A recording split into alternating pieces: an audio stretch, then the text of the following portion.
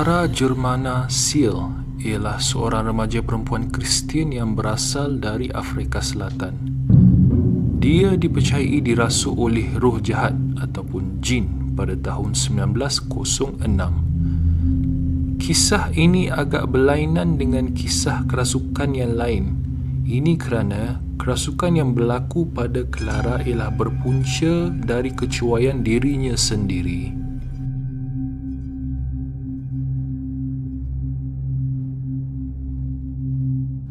Di awal kehidupannya, Clara dilihat seperti kanak-kanak yang biasa dan dia bersekolah di St. Michael's Mission, Afrika Selatan. Dia membesar tanpa ibu dan ayah. Arti kata lain, dia ialah anak yatim piatu. Dan dia dipercayai dibesarkan oleh pihak gereja.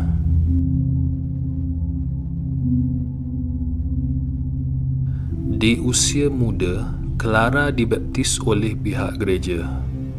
Pembaptisan secara umumnya bermaksud upacara menyucikan seseorang menggunakan air, yang mana upacara ini turut diamalkan oleh pelbagai agama. Selain itu, pembaptisan ini juga dikatakan berasal dari upacara agama Yahudi. Walaupun dibesarkan oleh orang-orang yang kuat agama dan disucikan ketika masih bayi, tapi ini tidak menghalang Clara dari melakukan perkara yang tidak sepatutnya.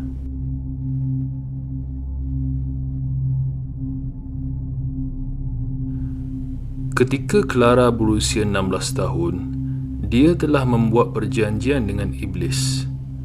Perjanjian dengan iblis ini akan terjadi bila seseorang itu menawarkan jiwa mereka kepada iblis sebagai pertukaran untuk mendapat nikmat dunia. Tetapi selalunya perjanjian dengan iblis ataupun jin ataupun roh jahat ini akhirnya akan membawa padah.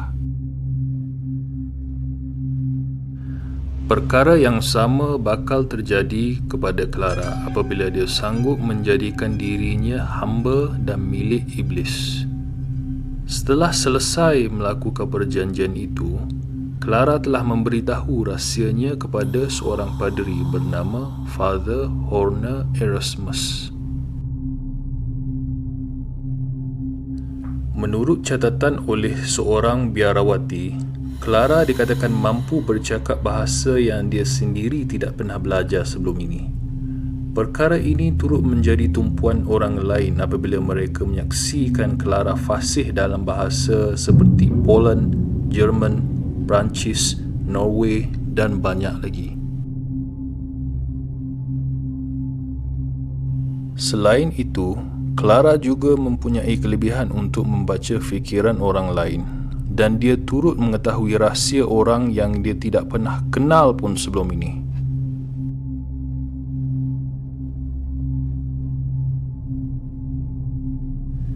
Namun begitu, Clara akan merasa tidak selesa sekiranya didekati dengan objek suci Kristian seperti salib dan sebagainya. Dia akan bertindak ganas dan dikatakan dia turut memiliki kekuatan luar biasa. Hal ini dapat dibuktikan apabila dia membelasah para biarawati tanpa belas kasihan sekiranya mereka membuat Clara tidak selesa.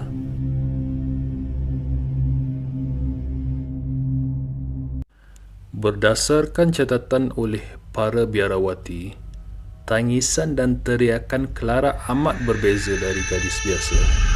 Bunyinya lagi ganas dan menakutkan. Dan menurut kenyataan seorang biarawati, dia mengatakan tiada haiwan yang pernah membuat bunyi sedemikian, baik singa maupun lembu. Ada kalanya bunyi Clara seperti binatang liar, dan ada kalanya bunyinya seperti suara dari neraka.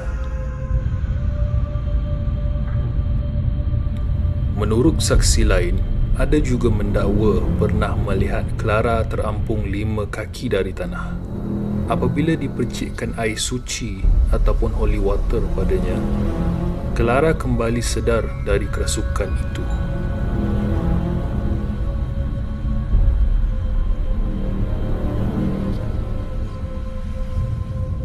Setelah mendapati kelakuan Clara sama sekali tidak normal, dua padri Katolik iaitu Mansuetti dan Erasmus telah dilantik untuk melakukan upacara eksorsisme pada Clara.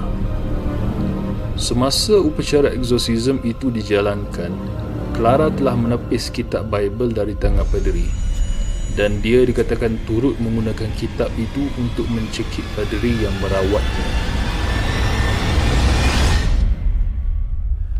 Tapi setelah 2 hari upacara ritual itu dilakukan, akhirnya Clara berjaya disembuhkan oleh para padri yang berjaya memaksa iblis untuk meninggalkan tubuh Clara.